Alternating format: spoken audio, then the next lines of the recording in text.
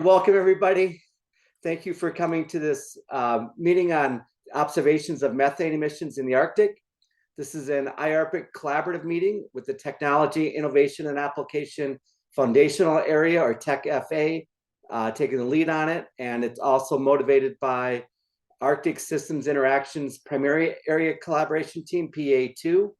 And I'll get to that in a second. And we also got participation from the Observations Community of Practice, Permafrost Community of Practice, and the MOMP Foundational Area Collaboration Team. As an introduction for the TechFA, there are 3 co-leads for the TechFA: myself, Jonathan Blythe at Bureau of Ocean Energy Management, and Lisa Sheffield-Guy at ARCUS. Taking basically advantage of this time to introduce a little bit more of TechFA. This is a new foundational team that was formed in conjunction with the biennial implementation plan of the Arctic Research Plan.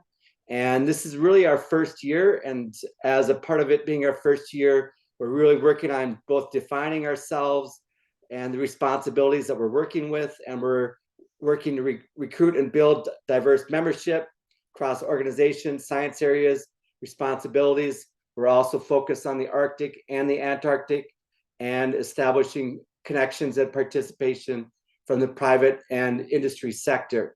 And so if there's elements of this meeting that you appreciate, we encourage you to join part of the TechFA for future meetings. Our next meeting is the TechFA quarterly meeting, and it's going to be on academic perspectives of applications of technology in the polar regions. This is a part of a series of meetings that we've done, where in April we covered the government sector, in September we covered the private sector, and in December we will be doing the academic sector with Peter Webley and Mark Billingsley from UAF. This meeting was formed out of the PA2 deliverable 2.21 to advance capacity to better understand, quantify, and predict methane emissions from permafrost changes in the Arctic through international collaborations. And so with that focus, we've put together the 3 presenters for today, with Oliver Sonnentag from University of Montreal and Róisín Commane from Columbia University. Apologize if I didn't handle that well. And then Claire Treat from Alfred Wegener Institute. And so we'll have these 3 presentations end to end. And then after that, we will come together and address all questions and sort of have an open discussion on challenges and new horizons for observing methane emissions in the Arctic. So with that, I will hand it off to Oliver.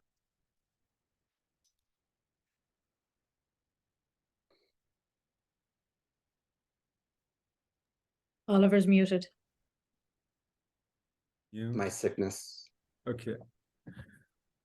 Okay, thank you very much for the invitation. So yeah, my name is Oliver Sonnentag. I'm an associate professor at the University of Montreal. And over the next 10 minutes, I'll give you a quick overview of our nested tundra flux measurement setup in the Western Canadian Arctic. So yeah, I'm a kind of research chair focusing on atmospheric biogeosciences in high latitude. And the work I'm going to present involves numerous students, postdoc, research professionals, some of which are here, and collaborators. So our nested Arctic flux setup is part of a 2,000-kilometer transect across northwestern Canada, starting with a well-established site in the permafrost-free zone here in the Stipple Line in the southern Old Black Spruce, established in the 90s as part of Boreas, then all the way up to the coast of the Arctic Ocean near Nunavik. And here in orange, you can see the Taiga Plains ecoregion, or in Canada, we call it ecozone. And then in red, the NASA above project outline. Most of you are familiar with NASA above. So with our transect, we are covering pretty much the center component or the central component of the NASA above study domain. So the transect was set up or grew over time with the idea of having a permafrost or a climate gradient across northwestern Canada. And I'll be focusing on the 2 northernmost sites, Trail Valley Creek and Havik Creek. And collectively, I refer to these sites as being characteristic of the forest tundra ecotone of northwestern Canada. And at all these sites, the main focus is on eddy covariance measurements. And yeah, the forest tundra ecotone, as represented by these two sites, Trail Valley Creek and Havik Creek.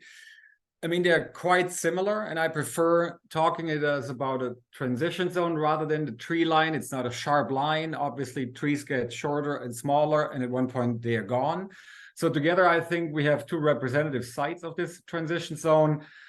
And just here an example using eddy covariance, radio sound observation, planetary boundary layer modeling to characterize the climate.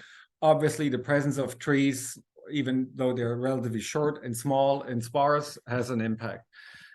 But the main focus is on this Trail Valley Creek site. So just north of the trees where they pretty much disappear at one point. It's a very data-rich site with a long history, but mostly focused on snow, precipitation, so the physical side of things. So collaborators, or initiated by Phil Marsh at the Wilfrid Laurier, one of the main collaborators on this work, looked at snowfall, snow and rainfall, get a better understanding of soil moisture and snow dynamics. So over the last 30 years, quite a bit of infrastructure went into the measurement of important variables to characterize meteorological conditions, but also changing ecosystems, snow, precipitation, etc., and how all this has impacts how water moves across and through the changing landscape. In 2011, I started at the University of Montreal, and I was invited to join the party at Trail Valley Creek. And it's rather non-opportunistic setup. So there was an eddy cover or a meteorological tower with basic met instrumentation. And I simply added an eddy covariance system to look at CO2 and methane. I mean, I was not involved in site selection, right? The site was established in the early 90s, and I simply added an eddy covariance system. Okay, let's see what happens. So there was a CO2 sensor to use open path measurements because the site is off the grid, to look at CO2 or net exchanges of CO2, water vapor, and heat. Then at one point I had the opportunity to add methane to it, and just here the complete data record in terms of methane measurements. And initial measurements at ecosystem scale suggested, okay, the fluxes are small, bouncing back and around zero, right? And I don't want to get into the details of open path measurements for methane when the fluxes are small, but yeah, pretty much neutral, if not a small uptake of methane by this mineral tundra, a mineral upland tundra ecosystem. So over the years, we kept measuring and seeing smaller fluxes, small uptake, but yeah, mostly around zero net flux. So over the years, we invested quite a bit in a hybrid off-the-grid power supply system. So our capacity is just to run through the winter and have better growing season coverage as well. And shoulder season coverage has substantially increased through a big infrastructure grant at Wilfrid Laurier University led by Phil Marsh that I was part of. And we also upgraded our eddy covariance systems at the site and invested in new towers, et cetera, et cetera. And starting with Trail Valley Creek, here a photo of the landscape. So we had our existing eddy covariance tower that was pretty much upgraded by an eddy covariance system at one point. We added additional towers, also at landscape scale. So instead of a tower just seeing mineral upland tundra fluxes, we also added a taller tower, 20-meter tall tower, to see fluxes from this pretty heterogeneous landscape, including other tundra ecosystem types. And then also thought about, okay, now we're seeing fluxes, small fluxes, uptake or release. So we need to invest in and look at plot scale fluxes in the eddy covariance footprint.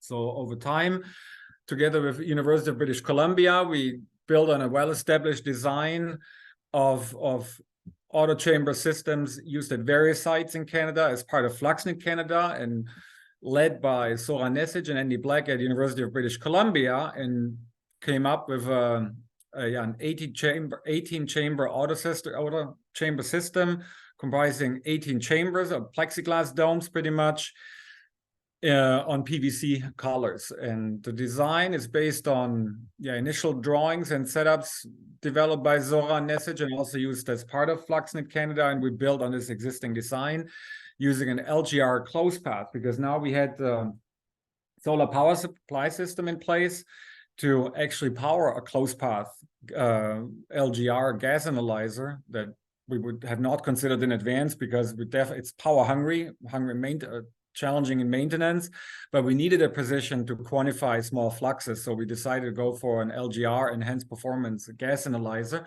that we were able to power off the grid. So it's pretty much all custom-made design based on Zoran's original drawings and further developments over time using motors, linear actuators to open and close the chambers. And the mineral upland tundra, what looks pretty homogeneous, is in fact pretty heterogeneous, comprising tussock and bare soil and lichens, or three main land cover types. And this is what it looks from above. And in the upper left corner, we see what's happening across this landscape right now. It's affected by tall shrub encroachment.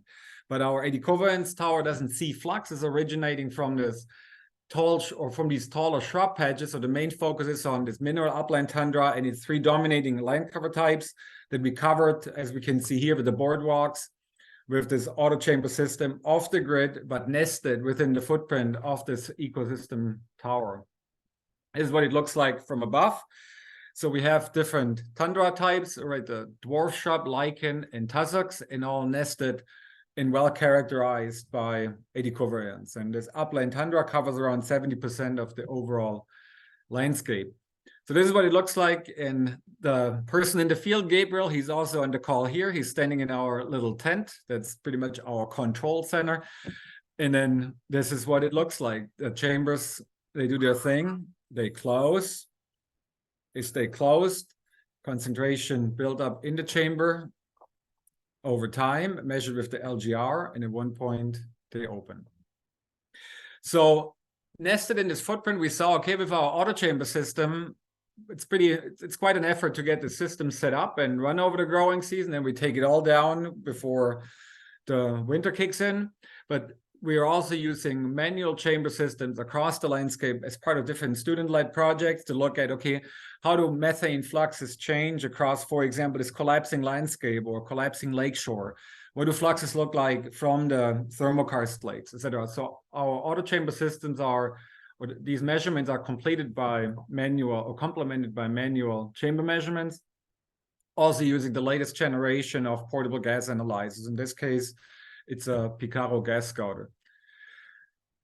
It has been very important for me to, okay, we're on someone's land here, and this land is in the Inuvialuit settlement region. So a few years ago, as part of COVID, I received generous funding to train in folks, so local residents in Inuvialuit from the Inuvialuit settlement region, the community in Nuvik, and train them a little bit, right? Have them more closely involved in our work. So it's been important for me to provide training, at least basic training in how to operate and maintain our systems, 80 covariance and chamber system, and be involved in sampling. So over the years, we've built quite a few nice relationships with locals from Inuvik that we can involve and that support us in operating and maintaining our infrastructure at Trail Valley Creek. So what do we see? I know it's more about the technology side of the instrumental setup, but we recently published a first paper from our auto chamber measurements led by a former postdoc and now in Germany at the University of Hamburg, Carolina Voigt, suggesting, okay, at this landscape, as suggested by initial 80 covariance measurements, where instead of methane release, we are seeing methane uptake from the three dominating land cover types. The tussock, the shrub, and the lichen, and only the tussock towards the end of the growing season when soils are getting wetter actually shows some methane emissions. But overall, as suggested by 80 covariance already at the beginning a few years ago, the site is actually consuming methane. And what is the main control? Without going into detail here, it is rather soil moisture that controls this uptake. So moisture status, as the growing season progresses and the soils get wetter, we're seeing release. So water-filled pore space, which we use as a common variable across land cover types, explains the majority of the observed fluxes. So where we're going next with all this, like I said, it's a nested setup, landscape over ecosystem over plot scale. We're trying to shed light. So can we match them? Can we upscale our auto chamber measurements to ecosystem scale and ultimately to landscape scale? So we're working closely with folks at NASA above, but also have our own UAV flights. Drone flights. We just completed a drone mission a few weeks ago, mapping this landscape at 1.2 millimeter scale to really get at plant communities over several tens of hectares. And to make this comparison between ecosystem scale eddy currents, landscape scale eddy currents, and plot scale chamber measurements. And something that I've become more and more interested in is what's happening with all the infrastructure. We published a paper together with a master's student not too long ago in ERL, the NASA above special issue, on abandoned oil and gas wells in the above domain. And we identified 177,000 abandoned oil and gas wells, and many of them in northern Alberta, but also quite a few in the Northwest Territories, including the Inuvialuit settlement region about Trail Valley Creek, Havik Creek. So I have several proposals up in review right now to take actual measurements from these abandoned oil and gas wells. Some of them I identified myself by pure luck. I mean, I drove along the Dempster Highway this year with my son, and here they were, right along the road, abandoned oil and gas wells, and also in the Inuvik and Tuk area. So we would like to include fugitive methane emissions from anthropogenic infrastructure, landfills, dumps, oil and gas infrastructure in the territorial methane budget from these different landscapes across the NWT. And yeah, in that review paper, we argue that it's important to look at these infrastructure because oil and gas related infrastructure, because at the time of drilling and development in the 50s, 60s, and 80s, the idea was it's permafrost, it's going to be stable, right? The sumps, the well integrity. What happens as permafrost thaws, the landscape changes. What is happening to all this oil and gas legacy infrastructure across the north? And that's what we would like to include in our terrestrial budgets.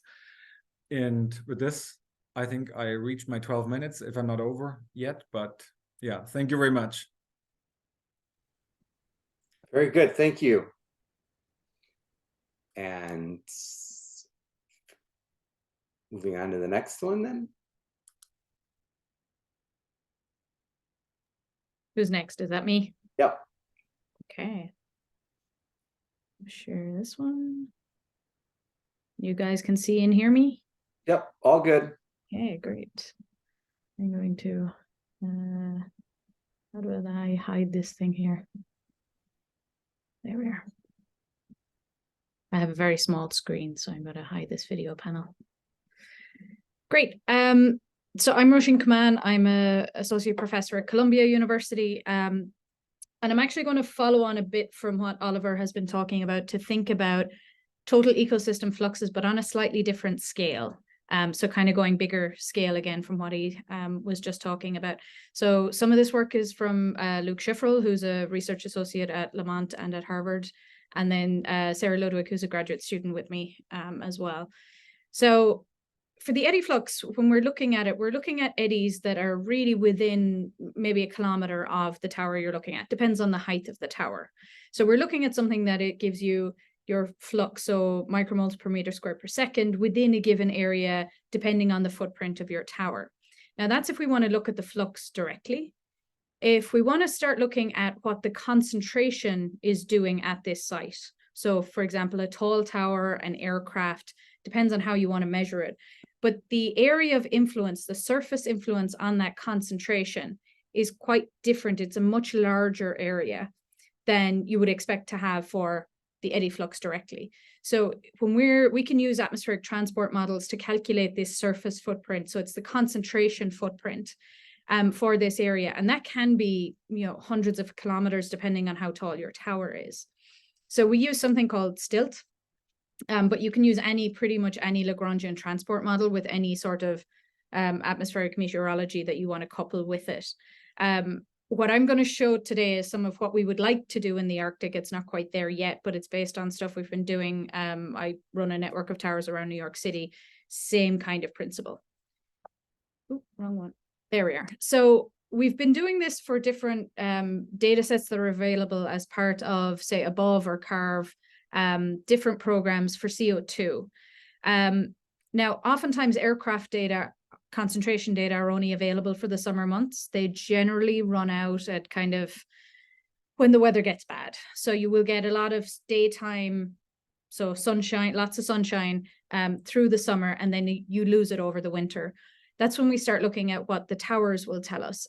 So Luc Schifferl had a nice paper that came out just before Christmas last year, looking at if you take, I know, he had 288 different versions of his CO2 model and try to emulate what would happen in the atmosphere. So take the models, combine them with the surface footprint, the concentration footprint. What do you see? And compare that with the Barrow Tower. So this is a tower in Utqiagvik in northern Alaska that in wintertime only sees both air off the ocean and air off the land. In the summertime, that particular site doesn't see anything off the land to the south.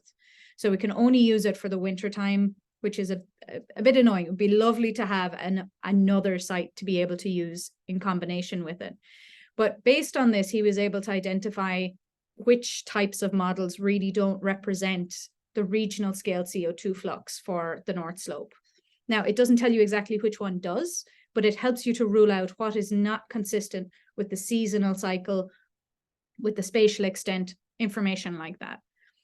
So what we were also looking at, and something I don't know if you notice here, even the best case scenario in this, his best model, we're missing a chunk of CO2. So the top down, the concentration footprint tells us if we're missing particular times or areas, what kind of numbers are we missing? It doesn't tell you what that process might be, but then you can back out from the likes of what Oliver was just talking about, what might be missing from our best guess. And in this case, a lot of it was the aquatic flux. So if we look at this for methane for the above flight, so the last time there were a really big program for measuring CO2 and methane concentrations in the Arctic was about 2017 as part of the above program. They haven't done anything since. I think there was some measurements this summer from German groups, but the Americans haven't measured anything in a long time. So if we look back at some of the data we have from the 2017 flights, we take what we're looking at of a simulated flux. So we took the GCP model. So these are wetland models for the Global Carbon Project methane, and looked at those, combined them with the concentration footprint that the aircraft was seeing at different heights, at different times. We have profiles here, and we can calculate what we think the methane enhancement should be in the atmosphere. And then we compare that with the difference between when we're flying, what do we see in the boundary layer versus what do we see above that in the atmosphere? So what's the enhancement in the boundary layer that we expect to see?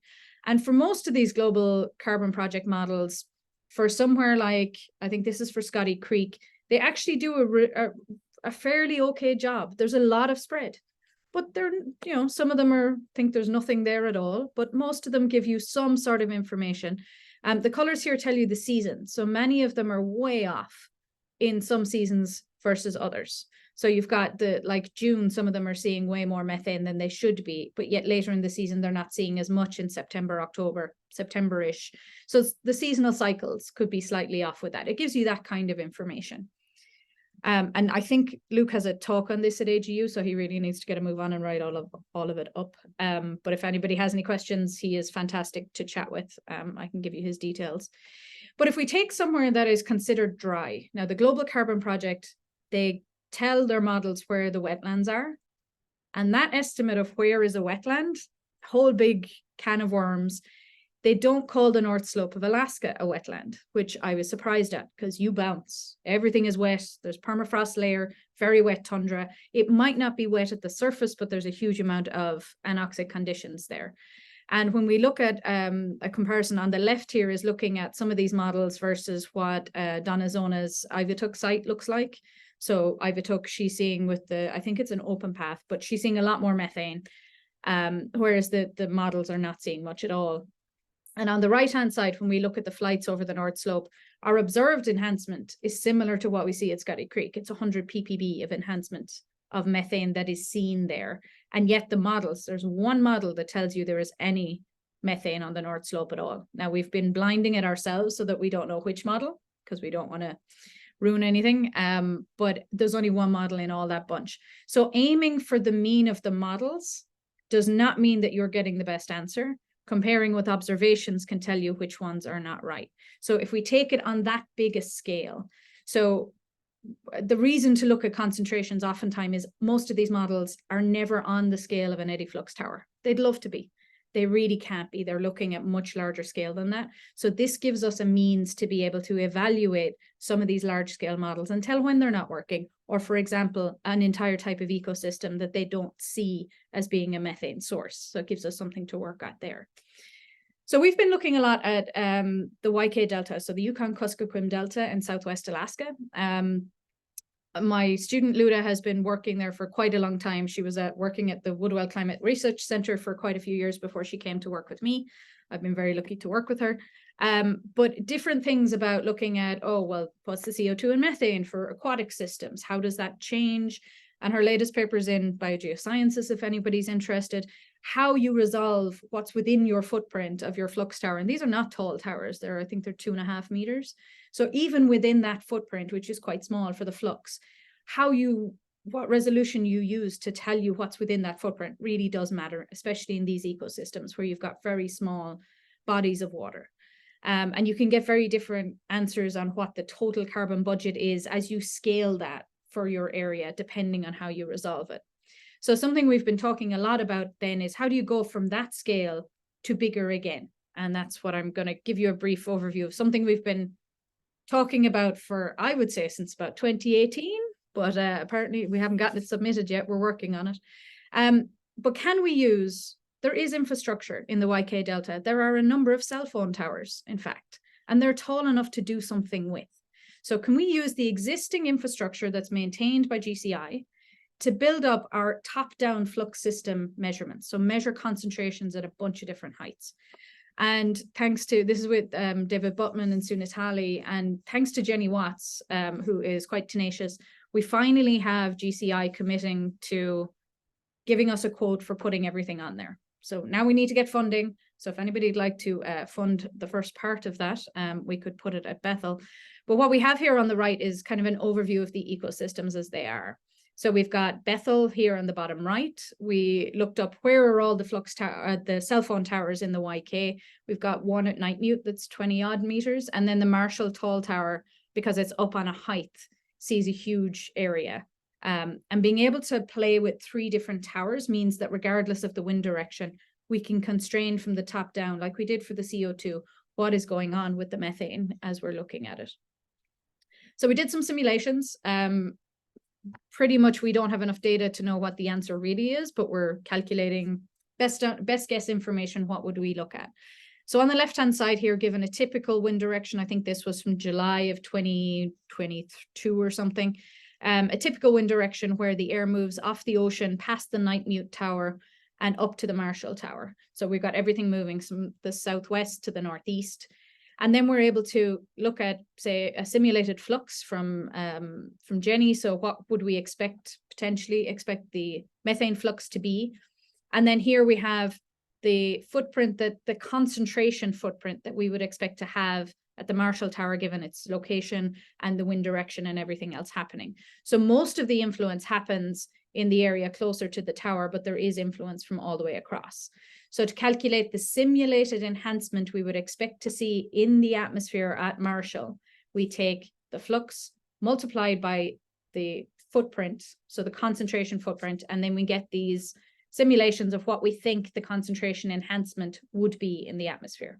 Now, we've got some idea based on some of the car flights and some of the above data, what kind of enhancements we were seeing on conditions like this. We've just taken a very rough idea. And assuming that we're often looking at 20, maybe 30, even higher PPB enhancements in the boundary layer between Nightmute and Marshall. So for example, here, that would mean we'd be able to say that the flux is actually 50% too low. Now, this is a simulation. It's what we call an OSSI. It's what do we think could possibly be there and how much could we see with all of these? So that's the kind of thing that we're at the stage of. We'd love to be able to get more of these measurements. But what this would give us is like the North Slope, but with a lot more data. What kind of enhancements are we seeing in the atmosphere or uptake? What kind of changes do we see in the atmosphere and how does it change over time? And be able to look at the different areas that we were between in that whole YK area. So that's the kind of thing I've been thinking a lot about. It's very much possible to do. And especially if there's infrastructure there already, it's quite cost effective. So being able, the Bethel Tower is actually 67 meters, so it is a tall tower. Figuring out how we're going to pay for all of that is the next step. But it's the kind of thing we're thinking of.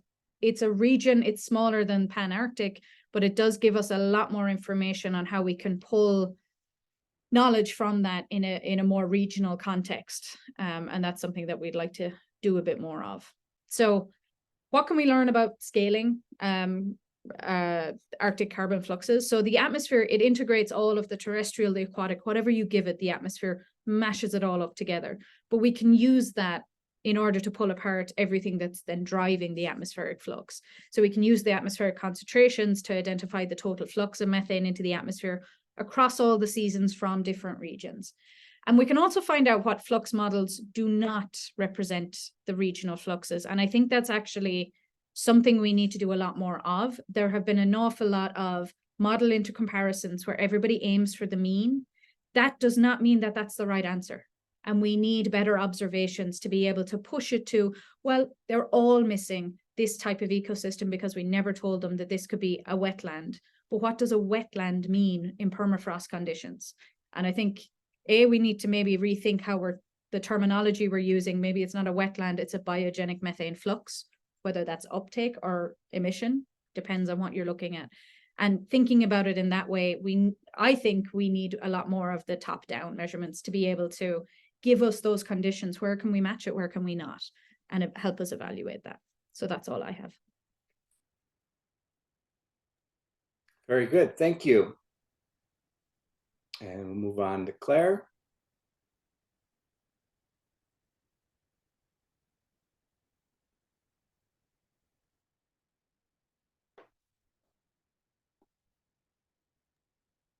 All right. Let's see. So I can thank Oliver and Róisín for setting me up quite well for this talk. So I'll be talking about the work that we've been doing to test low-cost methane sensors. I wanted to acknowledge the work of the master's student, Sarah Valkeslander, who's been working on this, as well as the collaborators who've been doing the sensor development. So we'll go back. We're going back down in scale a bit to quantifying this landscape scale heterogeneity again. So this is a patch of tundra in the Eastern European Arctic, and we've got really different kinds of methane emissions coming off of these different surfaces.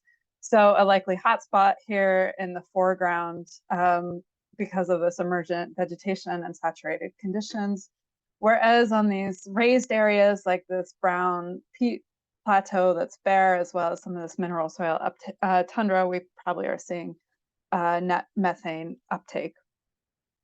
So what you best use to quantify these different landscape level fluxes and across each of these landscape units are chambers, which Oliver already introduced. So these are the chambers that we're using at our field site in Finland. So there's a chamber where the methane concentration builds up over time, and then it runs to a greenhouse laser system in the best case. So these laser systems, great. They're a huge advantage over the old manual sampling where you analyze the samples on a gas chromatograph. So they're really high precision and portable and lots of great stuff, but they're still relatively heavy and they're really expensive. So costing somewhere around $40,000 a unit. On the other hand, there's some new low-cost sensors that are available. And if you put a couple of these together into a sort of sensor array, you can have something around the size of about 8 centimeters, 3 or 4 inches wide, and 250 grams, so less than a pound. And all together, the components, when you fit them together, might cost around $500.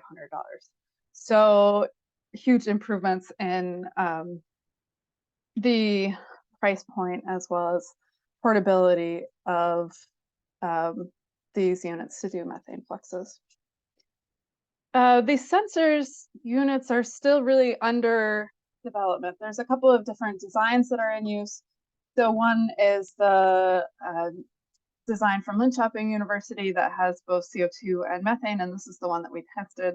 So this one is totally open, a sensor board that holds the sensors, as well as has the data logging capacity and communication system. On the other hand, this design here on the top right is called the Minion, and that's out of Zalf, which is an agricultural research facility here in northern Germany. So this has a different form. This one is closed. It runs the system more like these conventional laser gas analyzers. So it uses a pump to get the gas that you're sampling through the sensor system. I'm working on a project where we are trying to design an autonomous sensor platform, and we have still trying to decide which one of these designs we're going to use. Basically, the key things are that you need the sensor board, you need data logging, you need communication, and then there's some different options with the CO2 and methane sensors. The work that I'm showing today is with this Figaro sensor here. In addition, it's good to have some ancillary sensors, as well as to think about a pump, power supply, and housing. When you get the signal out, the time frequency of the measurements is a bit longer than it is in the laser gas systems, and then the sensors output in millivolts, which require a sensor-specific, use-specific calibration because these sensors are incredibly sensitive to humidity. So we did calibration and testing of this low-cost sensor design, this open sensor in our manual flux chambers at our site at Sikaneva Bog in Boreal, Finland. So you can see here on the left, the sensor is actually placed inside our chamber, and then we measured at the vegetation removal plots that are shown here in the center. So we had a treatment that had intact vegetation, one that only had moss, and then one that had a moss removal, so it was just a bare peat surface. So the calibration of these sensors, these low-cost sensors, is a bit challenging because, as I mentioned, they're especially sensitive to humidity. So this is a figure showing the methane concentration and the absolute humidity that you measure in a chamber. And so the absolute humidity here in blue, methane in red, and the sensor signal in gray.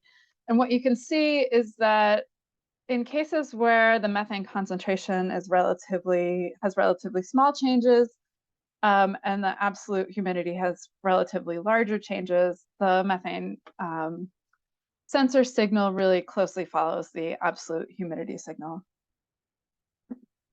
On the other hand, if the absolute humidity is relatively stable and the methane concentrations change strongly, then the sensor signal actually follows really closely the methane concentrations. So Sarah developed a calibration curve that managed to account for most of this using some nonlinear fitting methods, and came up with a relationship that's dependent on humidity, temperature, and a couple extra parameters.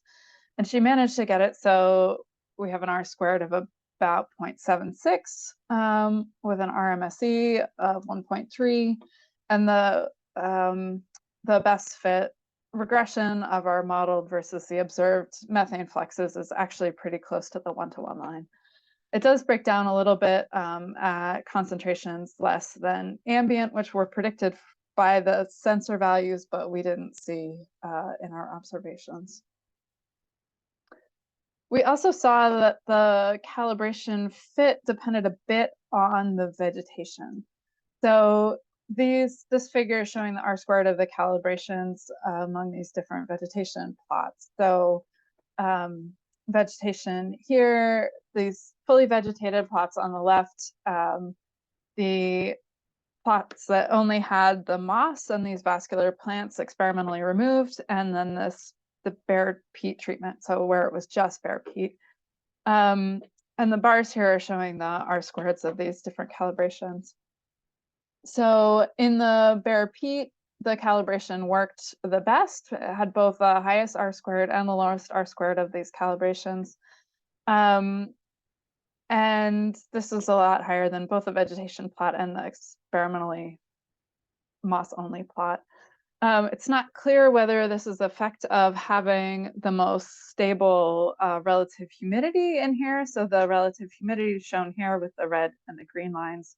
And you'll see that the spread is the difference between the two is the smallest for these in the bare peat treatment, or for the sensor is picking up some VOCs that might be released by the vegetation. So this is something that we would need to investigate a little bit more. So to conclude my relatively short presentation, so this low-cost sensors are really quite promising. So there's been these demonstration systems that have been developed and we're testing and in progress. They seem to do pretty well across this low to high concentration gradient that we see in situ.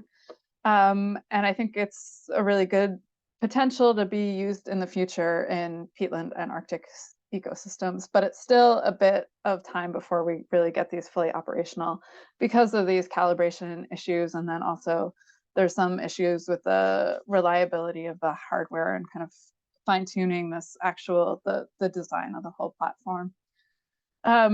The downsides, the calibration was quite time consuming. So it took my master's student 6 months or more to do this calibration. And then it has to be done for each individual sensor and under in situ conditions.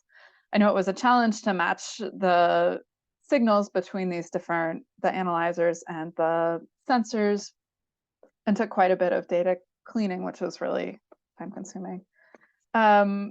It's also probably important to figure out this vegetation artifact. But if we get it figured out, just imagine the possibilities of what you could do with having low-cost sensors and being able to measure everywhere all the time. And that's it. Thanks. Very good. Thank you. So thank you for all the presentations. The floor is now open for discussion and questions. Discussion and questions can be specific towards what was covered in an individual presentation, or it could be larger picture questions on challenges and new frontiers measuring methane emissions. So anybody can jump in.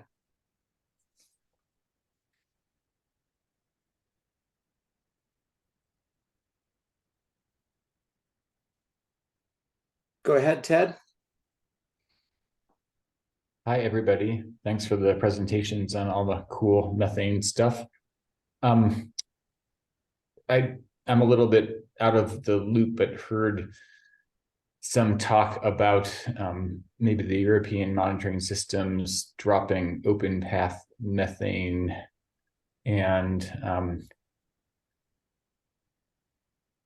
I guess my question is, every approach maybe has limitations, and is it worth, we have a lot of those sensors out there. Is that just sort of a decision of that one network, or kind of like where the entire community is going? It's a very diverse question. Maybe I'll send it to Oliver first, or you guys could take it in order if you wanted. Or, Sorry, yeah. Could you, the question is why we decided on specific types? No, sorry, it wasn't about your measurements, but it was about open path methane sensors and whether those were still valuable, because I'd heard word of ICOS dropping those kind of. I know it's a little bit different than what you guys talked about. Is that enough information, Oliver? No. Open path at this point for 80 coverings, we have no other choice at the site.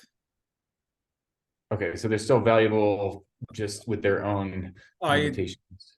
I'd say so, yes. Okay. I don't know if Róisín or Claire have any comment. I know it's a little bit different than what you guys presented for your own work, so sorry for the. Well, yeah, I think so. ICOS, I think all of their sites have power, so it is an option, but it is something we need to take into account of what is the uncertainty you have from the open path versus like a closed path system. But just from what I've been seeing on the North Slope, Donna's site at Ivatook is an open path sensor, and those numbers seem to be across the North Slope when we're looking at the completely independent concentration measurements from aircraft and towers. We see similar numbers if we look at the footprints, and the different methods are giving us consistent results that Ivatook is actually one of the more upland, it's the most representative of the upland flux sites for the North Slope. I don't know if that's true everywhere. And I think I would like to see more evaluation of that with the whole, you know, is it possible the open path in this case is right or wrong? Is it just that the flux is such a large number that it works well for that?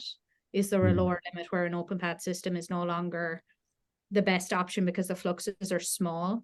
So I think we might need to be careful where we're, the relative magnitude of what numbers we're looking at for a given open versus closed path system, and see which is most robust. I think there's some places where it's a really big number, middle of nowhere, the open path actually works well, but I don't think it'll work well everywhere. Got it. And actually you brought up the power supply, and maybe that's the heart of it. If you have power supply, maybe you go for a different Go for a instrument. closed path. Yeah. I agree. Thanks. I don't know, Claire, if you have anything to add, but I appreciate that answer. All right, Colm.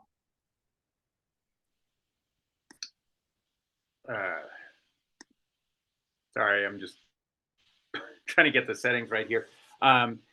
Thanks, guys, for your really interesting overviews. Róisín, I guess I would disagree with you that there is, you know, Barrow definitely does not see a lot of wind from the land during July, but I think most of the rest of the summer we're pretty well capturing a reasonable number of events from the south. So I'm not sure that I would characterize it as no data in the wind in the summer. That was just a comment. And then Oliver, I was really interested in, you know, your assessment and your of the importance of the abandoned wells. You know, it's interesting when we were doing our flights for the above campaign, you know, what I always look for is sort of, you know, signs of like single emitters, which come up, you know, when we're in the North Slope. We see a lot of big plumes that are very identifiable as a single source. But we didn't, you know, I don't remember when we were flying in the region that you pointed to that we saw a lot of those sources. So I just wondered if those sources are hypothetical, or are they observed in terms of what the abandoned oil and gas wells contribute. I mean, for the Inuvik region, hypothetical for sure. I've only seen numbers from super emitters further south, or especially from American side, Pennsylvania. But unfortunately, at this point, we don't have. I haven't seen any actual in situ measurements from abandoned oil and gas wells. That's why I'm proposing it as an exploratory project, as a specific call for exploration. Right, 2 years of funding, high risk, and if it fails, too bad. But I just want to give it a try. Right now, no, I have no idea. I just wanted to make sure I understood. You know, if you and your son had been lighting your cigarettes on the No, we haven't done so. And I would strongly discourage him to light any cigarettes, but he's 15. You can discourage as much as you want. I agree, most likely, yeah, most likely.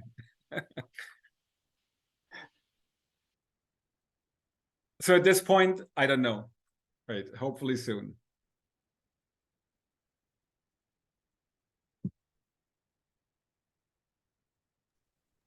Yeah, Ted has a point in the chat there that I think was it Thorsten Sachs's group doing the eddy flux sites over Inuvik, Catherine Connert's paper.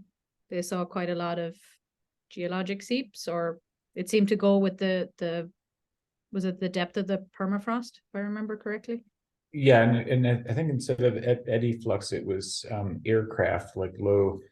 And so, yeah, it kind of corresponded to fossil. I don't know if they were saying it was holes punched through like Oliver was, but I kind of interpreted that. So there are data that support that. They're very short, like snapshots in the summer. Yeah. All right, Gabriel. Hello. My question's for Claire. So I'm interested in, you said the calibration process for your sensors was arduous, a little long. And you said you were doing it in situ. So while on site, so basically you use the portable gas analyzer measured and then measured with the like at the same time with your sensors? Yes, exactly. Would- So the sensors were inside the chamber sitting there, and then the I think it was our LGR was also running simultaneously. Okay, and so environmental chambers, like dumping all of the homemade analyzers in an environmental chamber with the portable gas analyzer. Have you considered something like that to kind of accelerate the process, or do you think the limitations, like it's better to do it in the field?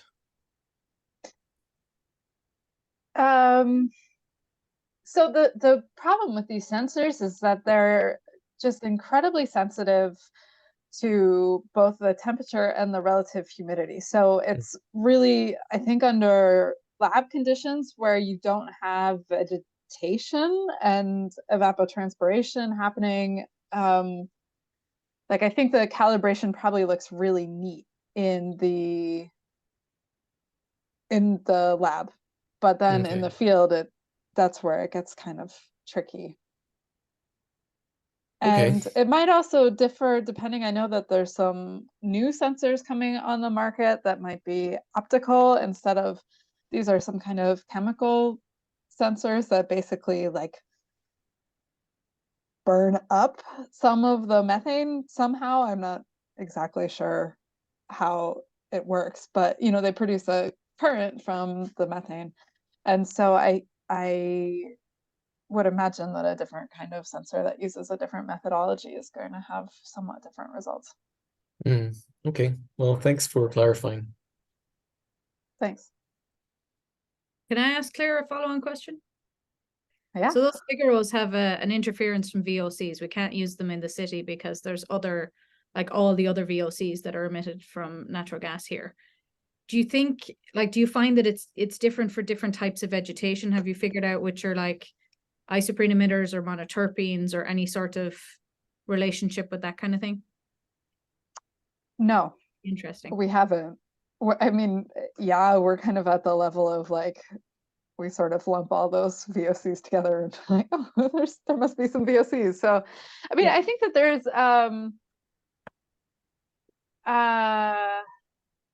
you know, at the same site, they're starting to do some work to characterize the VOCs in a bit more detail. And I think that may hold some of the answer about if it is the VOCs that are producing this additional signal that the sensors are picking up, and that's why the bare peat is performing so much better than anything with vegetation. Or if it's water, or if it's a combination of both of the two. Yeah. Cool. Well, good luck with it. Yeah, thanks. Yeah, it's neat. It's exciting to, you know, if it works, it'll be really cool. But All right, I'm going to cut off the discussion at this time, getting close to the top of the hour. Please continue the discussion by reaching out directly to the presenters. Thank you again to Oliver, Róisín, and Claire for your presentations. And as I close out this meeting, I'll also add that the Tech FA is interested in hosting similar meetings and applying technology to the polar regions. If there's a topic of interest that you feel would be good for the community to have a similar discussion with, please reach out to us with those suggestions and ideas. With that, I will close the meeting. Thank you, everybody. Thanks.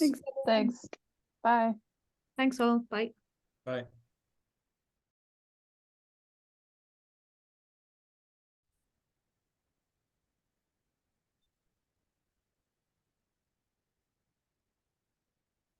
Thanks, Mark. You bet. Good luck with your next one, Meredith. Thank you. Bye. Bye-bye. Bye.